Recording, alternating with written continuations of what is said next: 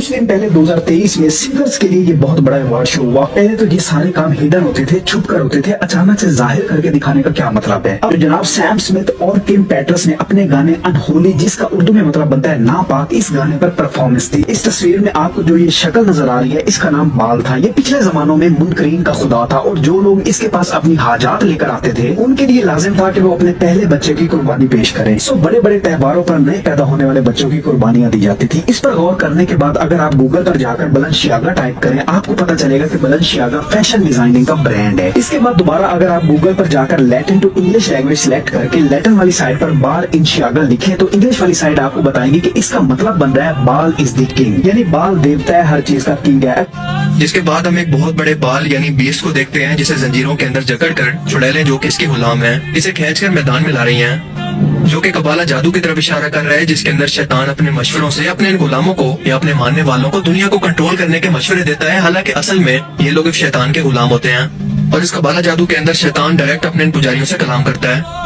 जिसके बाद हम देखते हैं कि दुनिया के 72 कंट्रीज के लोग इसे खुश करने के लिए इसके सामने डांस करते हैं, इसे एंटरटेन करते हैं और फिर इसके सामने बैठकर इसकी इबादत और इसे सजदा करते हैं, और वो भी एक पेंटाग्राम बनाकर, जो कि शैतानी रिचुअल्स या काले जादू के अंदर इस्तेमाल होता है। और इस शैतानी रिचुअल की पहली लाइन के अंदर कबाला के जादूगर्स और इनके पीछे मार्क ऑफ द बीस्ट में दुनिया के 72 कंट्रीज को रिप्रेजेंट करने वाले लोग इसकी इबादत करते हैं। 911 जो नंबर है इसकी बड़ी हकीकत है मैजिक में। कबाला मैजिक में 10 नंबर जो है खुदा का नंबर है। 10 का मतलब है गॉड।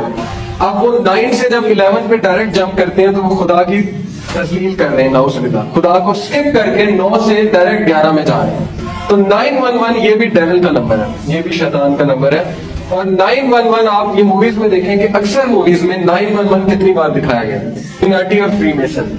अब ये लोग क्या करते हैं, क्या कर रहे हैं, इसमें जरा हम आते हैं। मैं आपको कुछ तस्वीर के थ्रू समझाने की कोशिश करता हूँ। देखिए, ये एक पुरानी पेंटिंग है अरबियों की, जिसमें आप देखें कि उन्होंने शैतान की एक शक्ल बनाई है। इसको कहते हैं बाल, BAAL। इसकी शक्ल जो है वो बकरी की तरह का मुंह है, बकरे की तरह का मुंह, ये इसकी दाढ़ी है, ये सींग है, और ये देखिए किस तरह से बैठा और इसने यूं किया, इस तरह इसका साइन है ना, ये वाला साइन, दोनों हाथों को इसने इस तरह से किया। अब मैं आपको कुछ सेलिब्रिटीज दिखाता हूँ कि आजकल ये एक साइन बना हुआ है ना, आपने देखा होगा कि वो जो एक्टर्स होते हैं, एक्ट्रेसेस होते हैं, वो इस तरह साइन करते हैं। ये 12वीं सदी की पेंटिंग में कौन सा फैशन और ग्लैमर आ गया? आज 21वीं सदी में तो ठीक है, लेकिन इनको किसने बताया कि फैशन और ग्लैमर है? तो इसका मतलब है कि इस साइन की हकीकत है। ये शैतान के सींग बेसिकली दिखा रहा है ना, ये horns of devil, horn of devil. और शैतान के सींगों के दरमियान से आपको पता है सूरज निकलता है। हदीस में आता है कि जब सूरज निकल रहा होता है, शैतान वहां जाके खड़ा हो जाता है और उसके पीछे से, उसके सींग के पीछे से सूरज निकलता है। इंटरेस्टिंगली ये देखिए, जितने भी बादल खुदा तारीख में गुजरे हैं उनकी पेंटिंग इसी तरह है, उनकी डिपिक्शन इसी तरह। ये हॉरस है, हॉरस बादल खुदा, फिरौन का जो खुदा था हॉरस। देखिए इसके पीछे से क्या निकल रहा है, सूरज और उसकी किरणें। ये ईसा अलैहिस्सलाम की चर्च में इन्होंने तस्वीर बनाई, पीछे से क्या निकल रहा है, सूरज। ये हिंदुओं का बादल खुदा, पीछे से क्या निकल रहा है, और यहां से भी सूरज। तो क्या ये कोइंसिडेंस है या ये एक सोची समझी पेंटिंग है? क्या ख्याल है? हर बादल खुदा के पीछे से सूरज निकल रहा है। हमारे नबी से कहा गया इब्लीस के पीछे से सूरज निकल रहा है जब वो वहां जाके खड़ा हो जाता है। तो ये जितनी भी पेंटिंग्स हैं ये असल में इब्लीस को ही अकीदत पहुंचा रही है। तो आप देखेंगे कि अंदर से इस तरह के नंबर निकलेंगे, चीजें निकलेंगी। ये देखिए, ये नंबर हैं, ये इस पे गौर कीजिए, ये कबाला मैजिक है, ठीक है। इस तरह की शक्लें और नंबर्स लिखे हुए हैं, ये कबाला मैजिक। आपने देखा होगा इस तरह सूरतें भी लिखी होती हैं तावीज़ों पे इस शक्ल में। ये नंबर्स हैं, कबाला मैजिक है, ये भी नंबर्स हैं। इन हर नंबर की एक हकीकत है और हर नंबर से आप शैतान को मुखातिब कर रहे हैं। शैतान के नाम है, आप शैतान को पुकार रहे हैं और शैतान आके फिर उस बंदे को नुकसान पहुंचाते हैं। ये पूरा एक्सप्लेन किया है इस वीडियो में कि इसका क्या मतलब है, इसका क्या मतलब है, इस नंबर का क्या मतलब है। अब आप कुछ तावीज़ देखें जो मुसलमानों की तावीज़ है। ये एक तावीज़, ठीक है, सूरत लिखी हुई है। ये क्या लिखा हुआ है, सूरतों के नंबर लिखे हुए हैं। चलो आप हमारी बात नहीं मान रहे, नॉन मुस्लिम की बात तो मान रहे ना। उसने वहां दिखाया कि अमेरिकन सेनेटर्स, जो उनके पार्लियामेंटेरियंस हैं, जो सेनेट में बैठने वाले लोग हैं, जैसे यहाँ MLA वगैरह होते हैं, उनके सेनेटर्स वहां पे जाते हैं उस जगह पे। उस जगह का नाम है बोहेमियन ग्रूव। अमेरिका में ये जो जगह है बोहेमियन ग्रूव, वहां पे वो बंदा गया, उसने वीडियो रिकॉर्ड की और वो ये देखकर हैरान हो गया कि बड़े बड़े म्यूजिशियंस, बड़े बड़े एक्टर्स वहां पे आए हुए हैं और वो गलीज हरकतें कर रहे हैं, गंदी हरकतें कर रहे हैं जो मैं यहाँ पे बयान नहीं कर सकता। उन्होंने कपड़े भी नहीं पहने हुए और वो पागलों की तरह भाग रहे हैं आग के इर्द गिर्द और वो रिचुअल कर रहे हैं और वो एक इस तरह का खुदा सो कॉल्ड उन्होंने बनाया हुआ है, बातिल खुदा, जिसके आगे वो झुक रहे हैं। ये सारी उसने वीडियो बनाई, वो वीडियो यूट्यूब पे मौजूद है। उसने मुझे कहा कि आज तुम यहाँ तक पहुंच गए हो कि तुम मुझसे बात कर सको, और उसने कहा कि मेरा ये नाम है और मैं शुरू से हूँ, मुझे अभी तक मौत नहीं आई और मैंने सब कुछ देखा हुआ है। और उसने कहा उसने बड़े बड़े क्लेम्स किए। अब पता नहीं रोजर झूठ बोल रहा है सच बोल रहा है, मुझे तो नहीं पता, मुसलमान नहीं था वो, लेकिन चले अगर वो सच बोल रहा है तो मैं आपको सुना देता हूँ क्योंकि ये बात कुरान और हदीस से भी मैच करती है। उसने कहा कि उस शख्स ने मुझे कहा कि तुम्हें पता है कि बाइबल भी मैंने लिखवाई है, ये जो क्रिश्चियंस की बाइबल है मैंने लिखवाई है, सेंट पॉल को मैंने गुमराह किया है, फलाने किससे मैंने बात की थी जाके, डार्विन को थ्योरी मैंने लिखवाई है और सोशियोलॉजी मैंने लिखवाई है, वगैरह वगैरह मुख्तलिफ चीजों के बारे में बताता गया कि इसका मौजूद मैं हूँ, इसका मौजूद मैं हूँ। ये जो इर्तिका की थ्योरी है ना कि इंसान बंदर से बना है, कहता है मैंने लिखवाई है ताकि खुदा के कॉन्सेप्ट को नेगेट किया जाए, वगैरह वगैरह। ये सारा एक प्लानिंग के तहत हो रहा है और ये ग्राउंड तैयार किया जा रहा है दज्जाल का। ये सारा ग्राउंड दज्जाल का तैयार हो रहा है क्योंकि दज्जाल अपने पैरोकारों को पीछे लगाएगा और फिर उनको अपनी फौज में शामिल करेगा और उसकी फौज में हर वो इंसान जाएगा जो इस सिस्टम से आ रहा है, रात को रोते हैं अकेलेपन में और गुनाहों में मुब्तला है, करें क्या बेचारे। हर जगह तो उन्हें औरत नजर आ रही है, बिल बोर्ड्स में औरत है, शॉपिंग मॉल्स में औरत है, मूवीज में औरत है, न्यूज में औरत है, न्यूज कास्टर औरत बिठाई हुई है, खूबसूरत किस्म की औरतें, वो करें क्या। आप उन्हें यूनिवर्सिटी में डालते हैं, वहां भी औरत है। अब इसका मतलब नहीं औरत बुरी है, मतलब बहने इसमें नाराज ना हो, औरत अल्लाह की खूबसूरत मखलूक है, बहुत अच्छी मखलूक है। बात यह कि वो फितना है और फितने से मुराद है कि वो हमारा इम्तिहान है मतलब। तो नौजवान करे क्या, कहाँ जाए, कोई छोड़ा ही नहीं उसके लिए। हर जगह फितना, हर जगह फितना, हर जगह फितना। दीन का क्या ताल्लुक है सियासत से? दीन को बस मस्जिद तक रखो, दीन को कमरों तक रखो, दीन को घरों तक रखो। अल्लाह को पार्लियामेंट में लेकर जाओ, दीन की बात पार्लियामेंट में ना करो। बस ठीक है हम आएंगे, सजदे करेंगे, मस्जिद में जाएंगे, लेकिन प्लीज ये ना बताओ कि शादी कैसे होनी चाहिए, मेहंदी का फंक्शन होना चाहिए कि नहीं होना चाहिए, पर्दा होना चाहिए कि नहीं होना चाहिए, इसको छोड़ दो, ये हम करेंगे। यही तो सेकुलरिज्म है कि दीन बस मस्जिद तक है, मस्जिद के बाहर कोई दीन नहीं। मार्केट में दीन को ना लेकर आओ, हमें ना बताओ कि बिजनेस की ये असूल है, हमें ना बताओ कि मजदूर को पसीना सूखने से पहले जो है वो उसकी तनख्वाह देनी चाहिए, वो हम डिसाइड करेंगे। ये हर बंदे की सोच बन चुकी है आजकल के दीन को पीछे करो, बस ठीक है नमाजें पढ़ ली, यही दीन है। तो ये भी दज्जाल का एक बहुत बड़ा हथियार होगा। ऐसे ही लोग दज्जाल के पास जाएंगे क्योंकि उसे चाहिए ही ऐसे लोग। एक नौजवान ने एक आलिम से पूछा, दज्जाल में लेक्चर दे रहे थे, उसने कहा कि ये क्या बात हुई, दज्जाल के माथे पे काफिर लिखा होगा, कफरा, और आप कहते हैं हम उसे पहचान, फिर भी उसको फॉलो करेंगे, फिर भी उसके पीछे जाएंगे, ये कैसी बात है? हर बंदा पढ़ रहा है काफिर लिखा हुआ है, कफरा, तो फिर हम पहचान जाएंगे दज्जाल, फिर हम उसे क्यों फॉलो करेंगे? तो उन्होंने कहा कि क्या तुम स्मोकिंग करते हो, सिगरेट पीते हो? तो वो पीता था कोइंसिडेंटली। उन्होंने कहा क्या तुम सिगरेट की डब्बी में नहीं लिखा देखते कि तंबाकू नोशी सेहत के लिए मुज़र है? उसने कहा देखता हूँ, फिर भी पीते हो? तो खामोश हो गया। यानी बताने का मकसद ये था कि जब तुम सिगरेट नहीं छोड़ सकते, जबकि पता है कि लंग कैंसर करता है, तुम जब ड्रग्स नहीं छोड़ सकते, तुम्हें पता है कि वो नुकसानदेह है, तो फिर दज्जाल का भी यही मौका है कि एक बार तुम उसमें इन्हिसार करने लगे, उसके आदी हो गए, तो फिर निकलना बहुत मुश्किल है। इसलिए दज्जाल बहुत खतरनाक फितना है और आज हम उसकी सिविलाइजेशन के कायल हैं। आज सेल फोन हमसे ले लिया जाए तो हम मछली की तरह फड़फड़ाएंगे, जैसे मछली को जो है वो तालाब से बाहर निकाल दिया जाए, और आज लाइट ना आए तो हमारा हाल जो है खराब हो जाएगा। मैं ये नहीं कहता है दज्जाली चीजें, लेकिन बताने का मकसद ये है कि इनके थ्रू दज्जाल की तरफ हम जा रहे हैं। दीनी इंसान का मजाक उड़ाया जाता है, ऐसा है कि नहीं? आज हमारे टीवी सीरियल्स में, इश्तेहारात में दीनी बंदे का मजाक उड़ाया जाता है।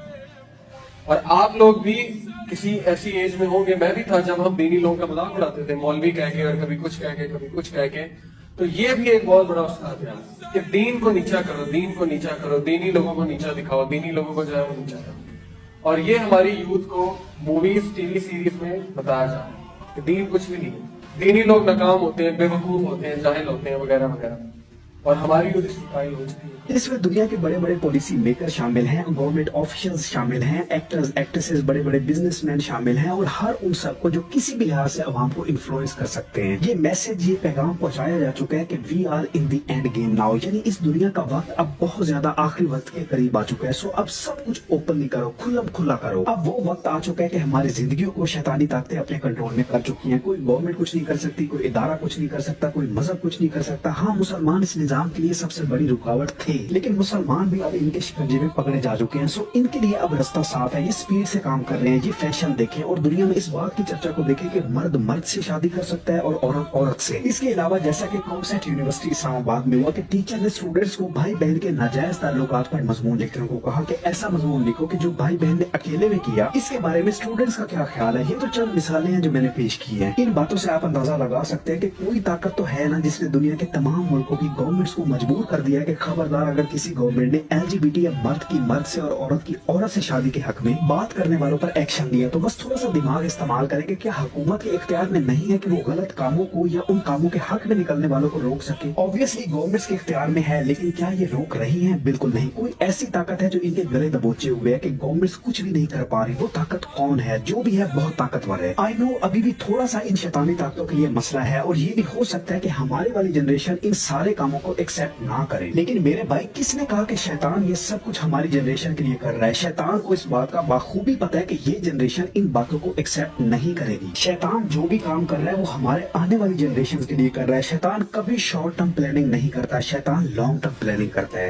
ڈرامہ یا مووی تب تک مکمل ہی نہیں ہوتی جب تک اس میں ناجائز تعلق کی کہانی کو ایڈ نہ کیا جائے. اس کے بارے کوئی پوچھنے والا نہیں. کراچی میں چور آتے ہیں، سب کچھ لوٹ کر چلے جاتے ہیں، کوئی پوچھنے والا نہیں. یہ لڑکی 2-3 لڑکیوں کے ساتھ مل کر پاکستان کے بڑی سٹی کے بہت ہی لیوش اسکول میں دن دہاڑے ایک لڑکی کو ٹھڈے مارتی ہیں، پیٹتی ہیں، ویڈیوز بناتی ہیں، اور جب قانونی کارروائی کا عمل شروع ہی ہوتا ہے تو ہماری عدالتیں قبل از وقت ضمانت دے دیتی ہیں. کسی کی ہمت نہیں کوئی سوال کر سکے. اربوں ڈالر سیاستدانوں کے اکاؤنٹس میں ہیں، لیکن ایسی کی تیسی کوئی بات کر کے تو دیکھے. ہماری آرمی جس کو سرحدوں کی حفاظت کرنی چاہیے وہ گانے ریلیز کر دیتی ہے یا ڈرامے اسپانسر کر رہی ہے. اینکر حضرات کے لیے ایک چیز پسندیدہ حکومت میں حلال ہوتی ہے جبکہ مخالف حکومت میں حرام. یہ تو چند ایک موٹی موٹی چیزیں ہیں جو ہمارے سامنے ہو رہی ہیں، جن پر ہم سوال نہیں کھڑا کر سکتے، اور بندہ سوچنے پر مجبور ہو جاتا ہے کہ یار یہ ہو کیا رہا ہے. اور مزے کی بات یہ ہے کہ جتنی صفائی سے یہ کام کیا جا رہا ہے کسی کو بنا کی نہیں پڑ رہی. اب ذرا اس بات کو سمجھے کہ مسلمانوں کے ایمان کی 2 اہم ترین بنیادوں کو کس طرح ہلایا جا رہا ہے. پہلی سب سے بنیادی بات جس پر ہمارا یقین ہے، جس پر یقین کے بغیر ہم مسلمان ہی نہیں ہو سکتے، وہ ہے اللہ کی وحدانیت، یعنی کسی کو بھی اللہ کا شریک نہ ٹھہرانا. وہ اکیلا ہے، احد ہے، واحد ہے. اب اگر کوئی انسان اس بات کی نفی کرتا ہے اور کسی کو اللہ کا شریک ٹھہراتا ہے تو یہ شرک ہے جس کی کوئی معافی نہیں، اس کا ٹھکانہ جہنم ہے. سو اب یہ دیکھیں کہ مارکیٹ میں کیا ہو رہا ہے. دشمن نے شرک کو عام کرنے کے لیے وہ میڈیم یوز کیا جو اس وقت دنیا میں سب سے زیادہ یوز ہو رہا ہے، یعنی گانے. کیونکہ گانے لوگ زیادہ دیر تک یاد رکھتے ہیں اور بہت زیادہ آڈینس تک بہت جلدی پہنچ جاتے ہیں. گانوں کا انتخاب کرنے کے بعد دشمن نے گائکی کے لیے مسلمان سنگرز کا انتخاب کیا، کیونکہ اسے پتا تھا کہ اگر مسلمان شرک کرے گا تو اس کو دیکھ کر سن کر باقی مسلمان بھی کریں گے. وہ باقی سنگرز بھی استعمال کرتا ہے، لیکن اگر مسلمان ہو جائے تو کیا ہی بات ہے. اس بات کو سمجھنے کے بعد اب کچھ گانوں کے لیرکس میں آپ کے سامنے رکھتا ہوں. مجھے بتائیں کہ شاعر اور سنگر گانے میں کیا کہنا چاہ رہا ہے. عاطف اسلم کا ایک بہت ہی مشہور گانا ہے جس کے لیرکس کچھ یوں ہے: جنتیں سجائی میں نے تیرے لیے، چھوڑ دی خدائی میں نے تیرے لیے. مجھے بتائیں کہ اس میں وہ کیا بتانا چاہ رہے ہیں. اس کے بعد راحت فتح علی خان صاحب کا گانا ہے آج دن چڑھیا. اس گانے میں شاعر اور سنگر فرماتا ہے: مانگا جو میرا ہے جاتا کیا تیرا ہے، میں نے کون سی تجھ سے جنت مانگ لی. کیسا خدا ہے تو بس نام کا ہے تو ربا جو تیری اتنی سی بھی نہ چلی. ذرا سمجھائے تو مجھے کہ اس شعر میں شاعر صاحب کیا کہنا چاہ رہے ہیں. چلو شاعر نے تو جو کہنا تھا کہہ دیا. راحت صاحب کو کیا نہیں پتا کہ اس شاعری کا کیا مطلب ہے. اس کے بعد ساوریا مووی کا ایک گانا ہے جب سے تیرے نینا. اس گانے کے بول سنے: جب سے تیرے نینا میرے نینوں سے لاگے رے، تب سے دیوانہ ہوا تب سے بیگانہ ہوا، رب بھی دیوانہ لاگے رے معاذ اللہ. اب مجھے یہ بتائیں کہ یہ بالی ووڈ کا ہٹ گانا ہے، کس کو ٹارگٹ کر رہا ہے. مزید ایک اور گانے کے لیرکس سنیں. یہ بھی انڈین ہٹ سانگ ہے، واسطے. شاعر کہتا ہے: واسطے جاں بھی دوں میں گواہ ایماں بھی دوں، قسمتوں کا لکھا موڑ دوں، بدلے